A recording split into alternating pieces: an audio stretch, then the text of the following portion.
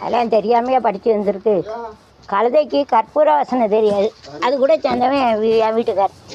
இடம் வாங்கி வீடு கட்டினால தெரியும். என்ன வீடு கட்டுதா பிள்ளைகிட்ட சொல்லதான், உங்கள் அம்மா அங்கே கட்டி அவர் பேரில் வாங்கி வைக்கிறதுக்கா, இது என் பேர்லலாம் இருக்குது. 50 லட்சத்தில் நான் அதிபதி.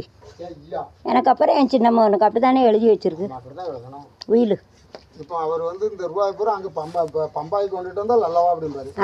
வச்சு இப்படி தான் மெட்ராஸில் ஒரு இடம் எடுத்து அவர் பேரில் எழுதிக்கிட்டார் உள்ளே போய். அவர் பேரில் எழுதியாச்சுன்னா அவர் பற்றிக்கலாம். அதுக்கப்புறம் எங்கள் அப்பா கொடுத்த ரூபானா 20,000, அவர் யூடிஐயில் போட்டு 1 லட்சம் கொடுத்தாரு.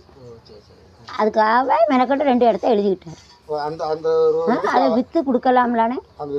ஏன்னா மெட்ராஸில் எவனாவது இடம் வாங்குதான்னு கேட்கானே 7 லட்சத்துக்கு. 1000 சதுரடி.